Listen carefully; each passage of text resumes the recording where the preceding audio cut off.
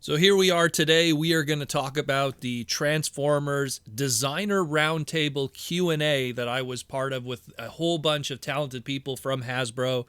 And I had the opportunity to be there and ask a couple questions along with a bunch of other talented people within the Transformer world. And I want to give a shout out to TFU.info. Ant, he kind of compiled this list of questions together, all the questions that were asked. So shout out to Ant and TFU.info for having everything all in one place and taking the time to document everything that was said here on this roundtable. So be sure to check out TFU.info. Love those guys. Awesome stuff. Love you, Ant. But yeah, let's jump into it. So I kind of took what Ant did and I put it in categories, by different sections of what was discussed. This isn't an order of what was discussed or how the answers were. It's more just like to put it into sections of stuff. So we're going to start with legacy evolution. Keep in mind, all the questions today were answered by Evan Brooks and Mark Mayer. They work on the legacy evolution stuff and this and that of the studio series. Sam Smith, that worked primarily on the studio series stuff. And then we also had Ben and Delaney from PR and marketing. They said, and Ben pretty much said that none of the questions that could be asked could be answered related to Rise of the Beast mainline or the Beast Alliance stuff, Earthspark or BotBot, since none of that stuff is related to the designers that were available there today. So that's why those questions weren't answered if you guys are curious.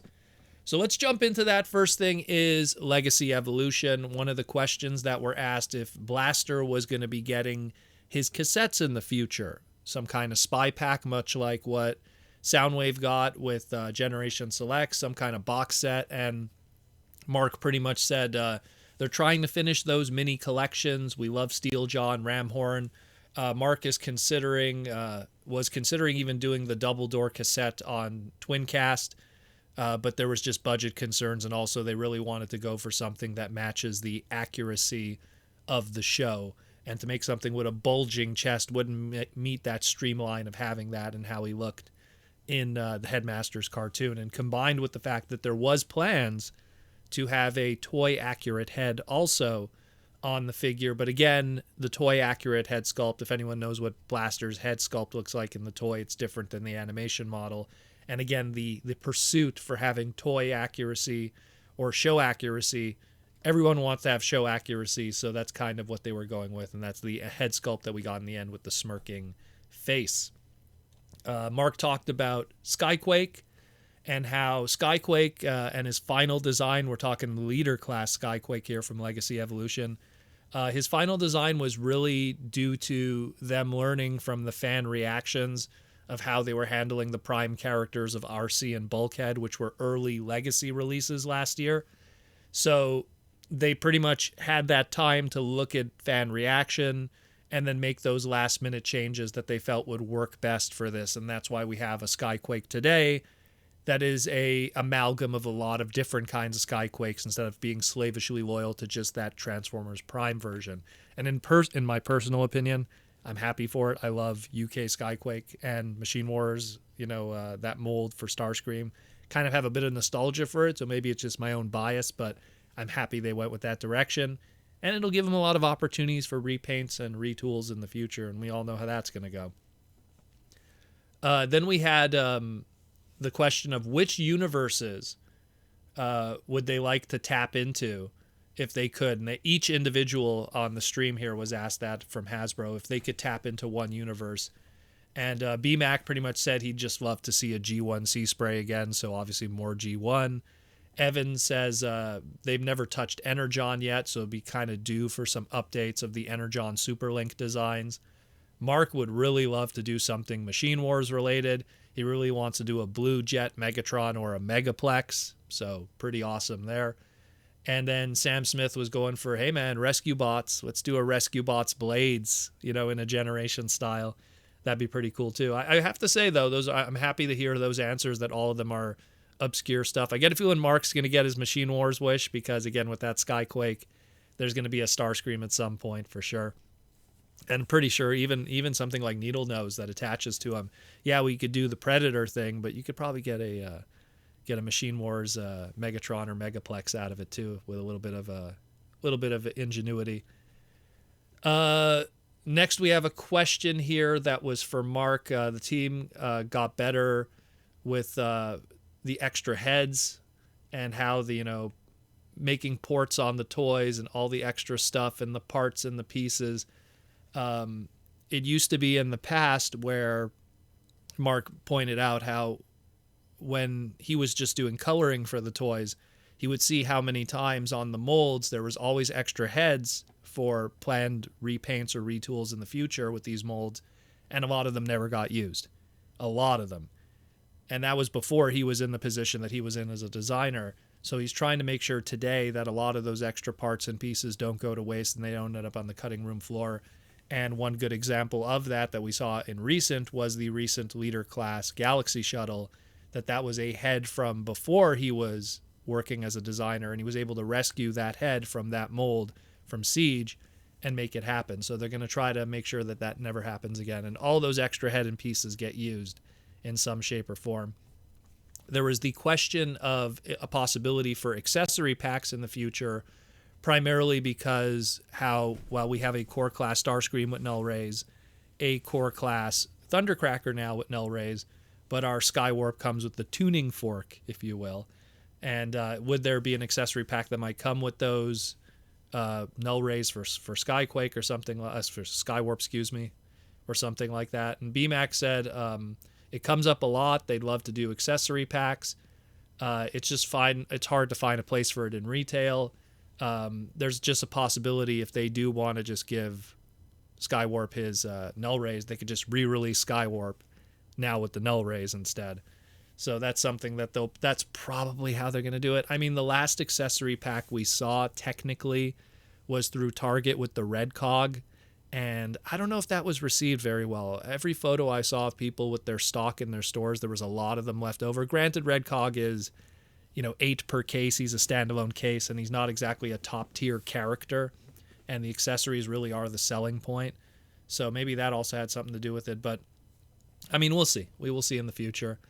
There was a question about, is Armada Megatron being part of this because of the pipeline tease lead to the idea that we might get future figures like Tidal Wave? And Sam, trying to watch his words here because he didn't want to give away too much, said we are very aware of that, and that Megatron equals a Tidal Wave combiner. And it certainly will not be missed. Stay tuned. So it was Sam, and he was really, let me tell you something, guys, he was really trying to be careful with what he says. He was very slowly answering because he was worried about how he could say this. And keep in mind, stuff is planned out 2 years in advance sometimes. So he knows a lot more than he's leading on to us. So needless to say, I think it was one way to say, yes, we're probably getting a Tidal Wave at some point. When, we don't know. That's all I'm going to say on Sam's behalf, but that's kind of what I feel he was alluding to more than anything. The conversation then veered into talking about fire trucks and everything like that. I got in on there, started talking about Gal Geiger with their fire trucks, and maybe even getting some of the obscure fire trucks like Operation Combination Fire Chief or Discharge from 6 Turbo. And yeah, so it looks like Evan really likes fire trucks, and that could potentially lead to maybe a Robots in Disguise Car Robots Optimus Prime fire truck in the future because of his love of fire trucks and getting as many fire truck Transformers in there as possible. I believe the question was originally asked by Tony Bacala of TFW 2005, and that's kind of what started because Tony loves his car robots. Can't blame him. It's good stuff. So that's potentially it. Evan also went off screen and grabbed Rail Racer and Landfill from his personal collection, saying that, he loves the RID combiners, and that's another thing too he'd love to hopefully do at some point. So that's pretty hype. That's pretty awesome stuff. They also mentioned, and this was Ben mentioned briefly, that the idea of the Dirge getting a reissue, the Conehead, was just them paying attention to the secondary market. And then I actually jumped in and said, how deep do you guys pay attention to the secondary market? And they said that they actually do pay attention. They try to understand what didn't sell on a broader level, but now is going for crazy numbers as a result, meaning like something that probably didn't have a lot of large retail numbers and a population, and as a result there's not many of them out there, and a lot of times it is unfortunately exclusives because they're not bound to just one, multiple retailers that could have multiple cases and multiple population units. But something like a Walmart that, I did the numbers in the past, 3,000 Walmarts, if they all get one case, there's only so many that could go around. So it's something that they're saying Dirge was a result of them looking at the secondary market, and there's going to be more. They're paying attention to it. They said that the Optimus from Studio Series was also an example of them paying attention to the secondary market and doing stuff like that. And speaking of which, now let's jump into Studio Series. So one of the questions was asked about how was the artistic decisions made for the Beast characters with Rise of the Beast. Was it something where the designers had an input? Was it, people working with the companies? Sam Smith, who works on Studio Series, mentioned that it was the first time since the beginning of the live action movies that they didn't work with ILM. They're working with a company called MPC right now, and they're the ones that are in charge of the Rise of the Beast designs. It's kind of a partnership where Hasbro would send them suggestions of how the character is supposed to look based on, some ideas. They obviously put their stuff together, they send it back, and then there's this back and forth that goes on. Yuya-san was one of them that was behind working on the Air Razor design, and there's a lot of that essentially that was going on. Again, they provide the stuff in the early stages, but at the end of the day, it's MPC that's the ones in the end that kind of make those final designs. And obviously they send it to Hasbro, and Hasbro goes, yeah, okay, that'll work, Obviously, there's a lot of Transmetal influence, they said there. That's really what they were leaning on, something that has a more techno-organic rather than just straight-up organic or straight-up metallic. So the middle in between. Transmetal 2, that's kind of the bubble that they're really kind of dealing with. And it seems to work. It was them just trying to find a balance, if anything, that'll work. We have a question here. Was Studio Series Cheetor based on Beast Machines? Again, they just answered saying, it's the Transmetal 2 design that seems to be what was the foundation that they were pulling from. There was a question about if Soundwave would be in a Studio Series 86, would they be reissuing the Netflix version? And same thing with Bumblebee, would they be reissuing the Netflix version? Both of those that had very difficult distribution, being Walmart exclusives through the Netflix line. And what was interesting is Evan said if we did do first of all, he said that both of those molds are available now. They're no longer just exclusive to Walmart. They could be used by Hasbro if they want to. The exclusive contract is up on those, so that's good. But Evan brought up something very interesting. He said if they would do a Soundwave in Studio Series 86, he'd actually like to do it from the ground up again so that he scales better with Soundwave. So that's interesting. So that means that if we did get a Studio Series 86 Soundwave, it probably would be better than even what the Netflix one is. So I'm just going to give you a little bit of Transformer finance right now. Sell your Soundwave now, because we're probably going to get something better later. And it's better to sell it now when people don't know any better on a mass level. They even talked about how, different colors, maybe doing the Marvel colors for the Netflix Soundwave, but nothing really came of it. Just hey, maybe we could do something with this or that. So that's an interesting one. There was a few miscellaneous stuff here I just want to jump into too. They mentioned how that Velocitron hot rod that we saw, the one that's done in the toy colors, it's not officially canceled, but it was something that was never supposed to get out there to begin with because it didn't actually have a retail slot anywhere. It's designed, there's Photoshop images of it, there's test shots, but it doesn't have an official retailer or place right now, and they don't understand how it got out there that early and those images and everything like that. So it's not canceled, but it's not exactly something that's going to be showing up anytime soon either. So just kind of giving an idea of what's going on with that. They also mentioned that some of the people that worked on the Rise of the Beast mainline also worked on the stuff that worked on Earthspark. That's a lot of the Los Angeles-based people from Hasbro Studios. So that's why none of them are here today, is because that's kind of the same bubble of people. The people who work on Earthspark work on the Rise of the Beast stuff, essentially. There was also the mention of what is their favorite innovation that they've done with Transformers during their time. And they brought up, like, Siege Commander class Jetfire with his pop out, I guess, fist hole in his hand and stuff, which I think is super cool. I love that thing.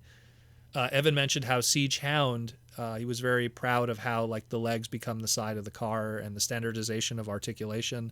Like, he was just really proud of how that worked out. Mark said he can't talk about it because it's actually things he's working on right now that he's very proud of, which was extremely vague, but really exciting to hear at the same time. They also talked about quickly, and it's funny because this was a question I talked about with Aaron Archer on the Toy Armada about designers getting credit on packaging of toys. And they said that it's just something where it's not just one person that works on a toy, it's multiple people. And there's already so little space on the back of the packaging, along with multiple languages and everything like that, that it's just unfortunate. And I'm pretty sure Aaron Archer's answer that he had on Toy Armada, it's manufacturing, it's copyright, it's something where if they're putting the name, is it a draw? There's a whole story with that. Go check it out on the Toy Armada. I think we talked about it on the Star Wars segment. That's where we brought it up. So one of the first episodes we did all those months ago. But yeah, and that's it more or less. There was a few other little things here and there, but nothing too major. Of course, then we got to see the Origin Jazz, so that kind of derailed everything and everyone got excited. There was a light mention of the Studio Series Leader class Snarl. That was kind of tongue-in-cheek because it got leaked out by some loser on YouTube. That's all we're going to say. But then today there was an announcement on Hasbro Pulse, a pre-order set reminder, Tuesday, February 21st at 10 a.m. Pacific Standard Time. And it says here, everything old is new again. The more things change, the more they stay the same. And something or another about the late Thag Simmons. So that's a really deep cut reference. There was a comic strip back in the 80s and 90s called The Far Side. I remember even in my home, we had a giant Far Side compilation book of the comic strips in my bathroom. And even once in a while, one of the good strips would be on the fridge. It would be on there. And Gary Larson, who created The Far Side back in 1982, did a strip where a whole bunch of cavemen were referring to the back of a Stegosaurus's spiky tail. And they said, and in the strip, and I'll post the strip here too, it says, now this is called the Thagomizer, after the great late Thag Simmons. So it's essentially Hasbro Pulse pretty much referencing this strip, which references the Thagomizer, which is the back of a Stegosaurus. So it's going to be the Leader Class Snarl that's going to go up for pre-order February 21st, the Tuesday. So stay tuned for that. And again, that's it more or less. I hope you guys learned something today. And again, thank you, Hasbro Pulse and Hasbro and all the crew for having me be there to do the Q&A with them and ask some questions and relay it to the fans and stuff. And hopefully this partnership and relationship continues, even though I am critical sometimes of the things that go on in that company. But you got to take the good with the bad, and you can't always be a yes man, but you can't always be a negative ninny either. You got to find what is good in both. So that's it more or less, guys. Hope you enjoy this, and we'll talk again real soon on the Transformer Slag podcast, and maybe we'll get some more information later this week.